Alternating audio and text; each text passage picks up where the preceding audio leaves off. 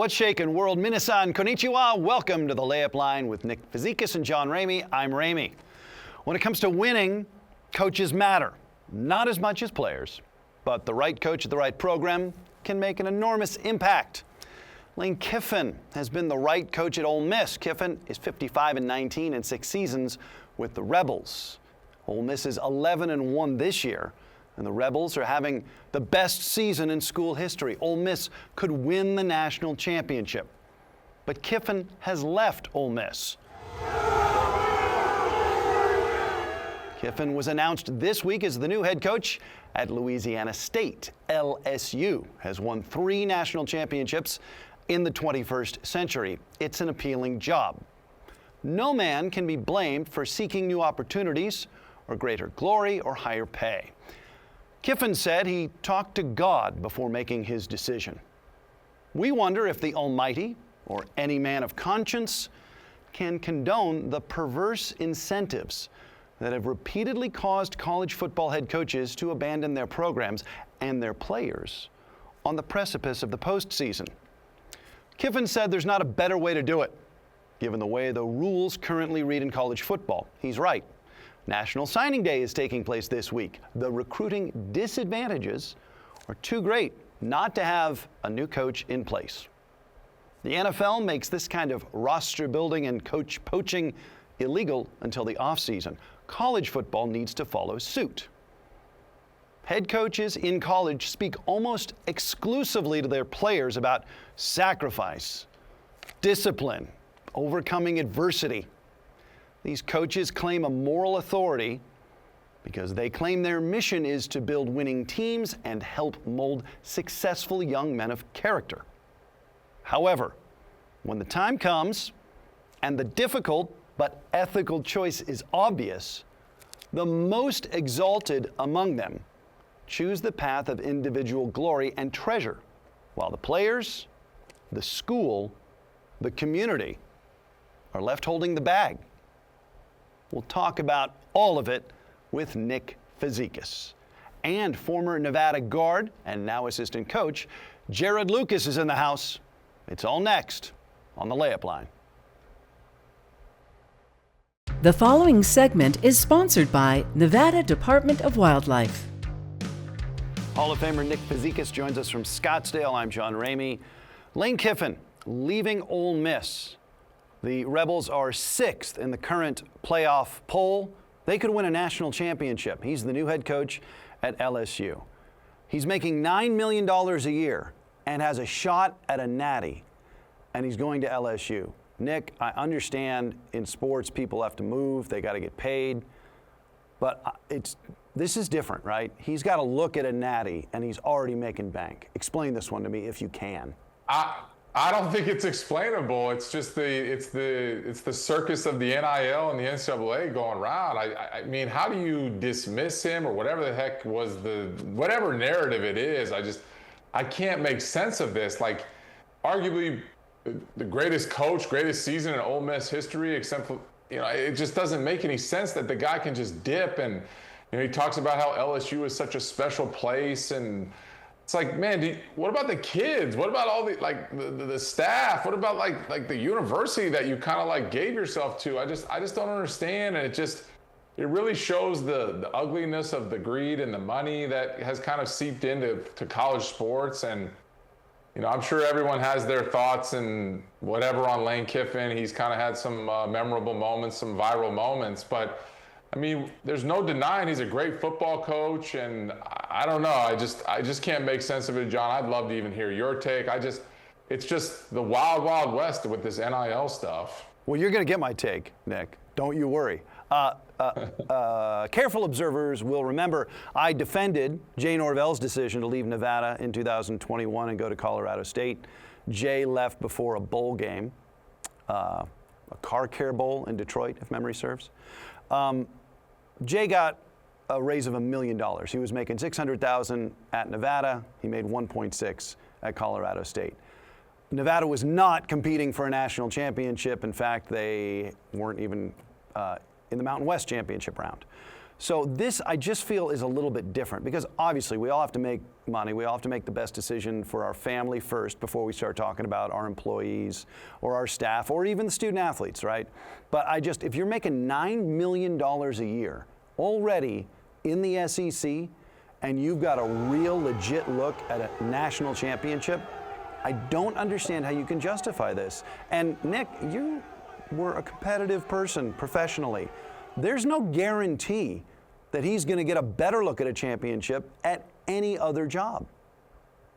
There's no guarantee at all. I mean, you just threw away an opportunity, like a once-in-a-lifetime opportunity. I mean, you know, the Nick Sabans, the Coach K's, the Roy Williams, of course, they got multiple chances. And, I mean, maybe LSU is quote-unquote different, but, I mean, yeah, John, I mean, how do you throw this opportunity away? I mean, come on now. We can't sit here and say that, you know, like you said, oh, we got to make money. Like, you're making $9 million a year. You've been at all these other places. You've got plenty of money. Like, you don't have much left before you show up at LSU. You're going to LSU regardless.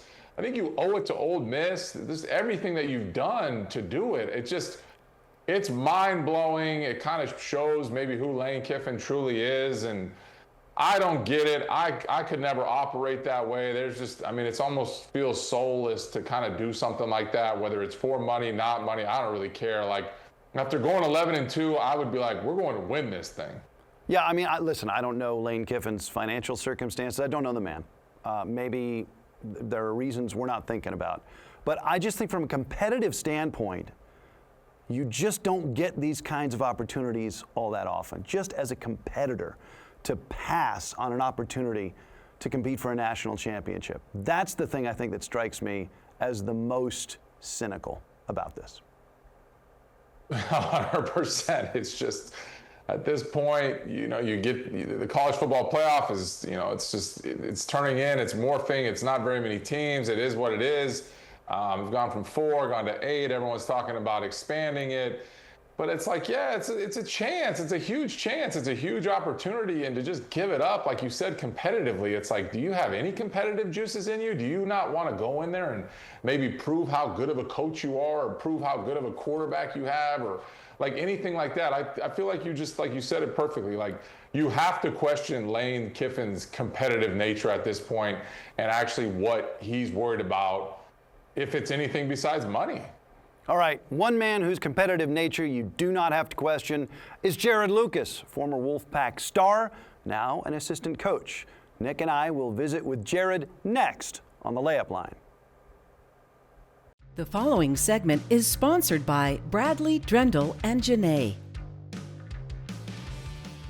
Back to the Layup Line.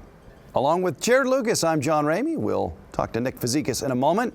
Jarod Lucas, the best player on 2 NCAA tournament teams for the Wolfpack, a professional basketball player now, the newest assistant coach on the staff, and congratulations, you had your first scout victory over UC San Diego. Now tell me what it feels like to win a game you had the scout in, and maybe compare it to winning as a player. It's a great feeling, being my first scout win, but I would say winning as a player is a lot better because you're in the game, you feel when you make a big shot, and when you're on the sidelines, you can't get in there and go knock down a shot or anything like that. But it was huge for me, and Coach made sure to congratulate me and make it a pretty cool experience, getting my first scout win.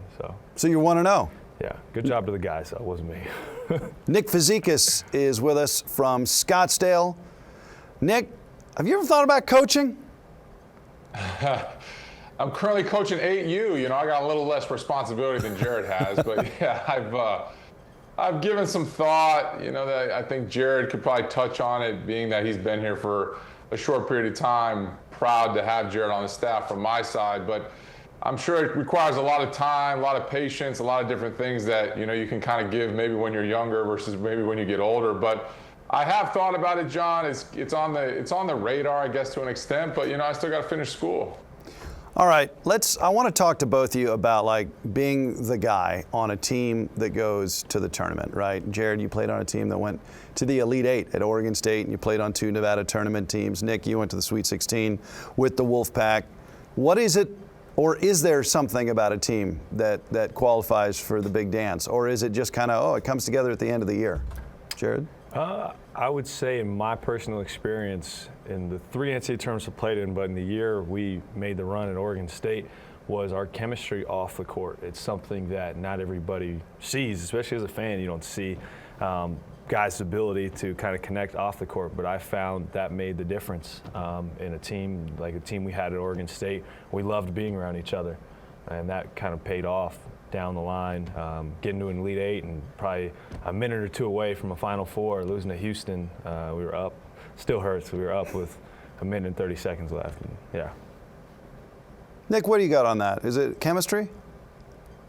Yeah, the chemistry. I think it's fun to see players kind of take on roles. You know, we did the Sweet 16 run, and I was not nearly as integral a part as I was for the next 3 NCAA tournaments. And it's just fun to see the guys take on the roles and guys accept roles. And I think that's kind of what separates great teams from maybe mediocre or good teams. I mean, you just look back at the Kyle Shilohs, the Ramon Sessions, the Kevin Pinkneys, those type of guys that were maybe willing to take a back seat to somebody else or kind of do the dirty work that somebody else might not want to be able to take on. And I think that was the funnest part of my groups, was that every single guy stepped in and it was like every man was going to fight for the man next to him. And I think I kind of attest to the chemistry that Jarod's talking about off the court, on the court. It's a special group, and that's kind of how the NCAA tournament works. Is it has to be a special group. It's not just a bunch of misfits put all on the same team.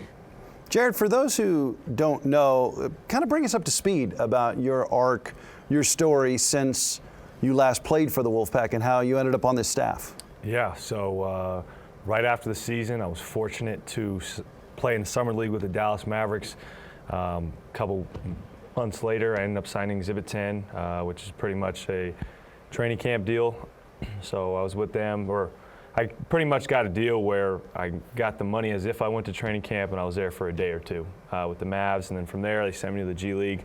Had a really good year there, and I thought I was in a really good situation to potentially propel myself to get something in the NBA, but you know, there's a lot of things that go into that. But I had a really good year, and then from there, I played in Spain, in the ACB, which is one of the better leagues, or domestic leagues in the world. And then, you know, kind of put me in a good situation, and I thought I was going to be getting something, now that it's all said and done, I thought I was going to be getting something with the Lakers. I thought I was going to be in a training camp deal with the Lakers. I was working out with them for 2 weeks leading up to training camp. They called my agent on a Friday and said, hey, we're going in a different direction. We're going to be taking a forward 3-4 instead of Jarod, which kind of hurt. It really hurt because I wanted to stay in LA.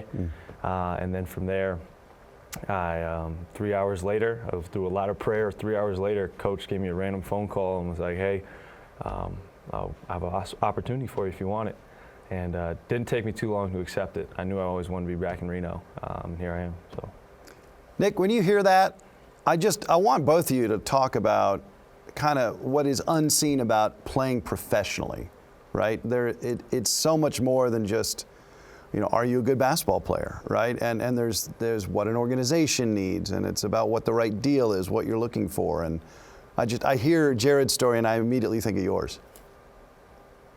Well, yeah, Jarod, I mean, I'd love to kind of talk to you, like ask you a question. I mean, I obviously figured out the business side of basketball pretty quickly after I was part of the trade for Jason Kidd. And I think a fun thing that maybe you could touch on as well is just kind of enlighten everybody, like the business of it, right? It's not college basketball anymore. You went to Spain. I think it'd be fun to even hear you kind of talk about maybe your experience there a little bit, because my overseas experience probably is a little bit different than yours. I spent a lot of time over there. I know you didn't enjoy it, or it didn't spend as much time over there. But I mean, I don't know. Can you just kind of explain to us, like, when you kind of learned that this was a business and it's all become a numbers game and it's really not like maybe so much who's better than who and everything like that?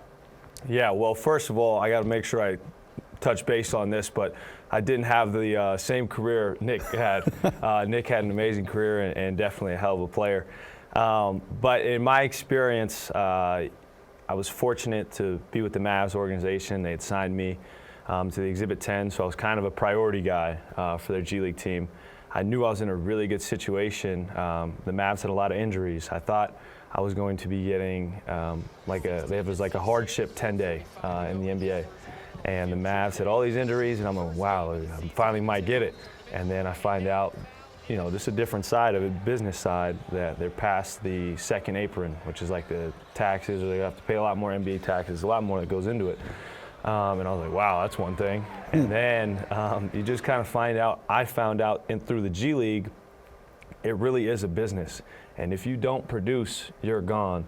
I wish I could have the exact number, but there were guys getting cut consistently on my team. If you weren't doing what you're supposed to do, you're gone. It's the next guy. And that just really goes to show the business of this whole thing. And I was able to see firsthand, like, wow, the guy that I was just sitting next to on the bus is gone. And there's a new guy sitting next to me right after the game. So that was a new side of it. You may not have experienced it. You know, if you ever were in the G League, it was a little different.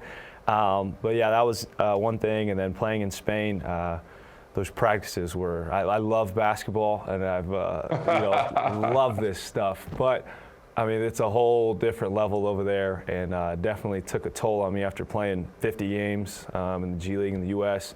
Caught a flight a couple days after my last G League game, and I was playing in Spain, and they asked me if I was in shape, and I looked at them like, what are you talking about? I just played 50 games. But I wasn't in shape in Spanish-style basketball. But yeah, it's kind of a short perspective or short view of all this. There's a lot that goes on behind the scenes. Because there's such an emphasis on productivity, and you have to have the numbers, right, to explain or to help illustrate your value to the organization, does it change, Jarod or Nick, like how you approach the game? Does it draw you to be less team-oriented? Oh, I think that I'll give Nick after this, you can speak on it, but in my two experiences in the G League and overseas, G League, it doesn't matter if you win or lose. It's your numbers. Overseas, if you don't win, especially as the American imports, you're gone. So winning is very, very important, and you can have great numbers over there, and sure, you can find a team after overseas, but if your team isn't winning, they'll get rid of you. Yeah, that's kind of my perspective. Yeah, John, it's such a numbers game. It becomes such a business. I mean, to touch on my situation, right? I came back from the D League. I was playing in Tulsa, got called, played for the Mavericks that night, played against Portland, played well. I'm looking at the weightlifting coach. He's looking at me like, dude, this landscape's going to look a lot different. And I'm like thinking to myself, like, this is great. And he's like, Jason Kidd's coming in. This guy, they're all out. And I'm like, man, this roster's about to get real thin. And the business portion of it was the next day I show up to the gym and everybody's looking at me a little different. And I'm like, hey, man, what's going on? And he's like, Devin George decided he didn't want to go to Jersey, so they got to redo this whole trade. And again, it's puzzle pieces. It's a lot of stuff that a lot of the original fan or, you know, whatever fan just doesn't understand, that it's a big puzzle and it's all a numbers game. And I all of a sudden was at Starbucks later that afternoon with Donnie Nelson Jr., and he explained to me that they were going to have to cut me and they were going to pay me out. And the best part of the whole story was Keith Van Horn was sitting at home. He signed a $4 million contract to go pass a physical, and that was that. And then, yeah, Jarod's right. Overseas is definitely very situational. It's very, you know, who you're playing for, what the league is, this, that. There's cultures, there's countries. I mean, it's a lot that goes on over there. And I think I was fortunate enough to find a home in Tokyo.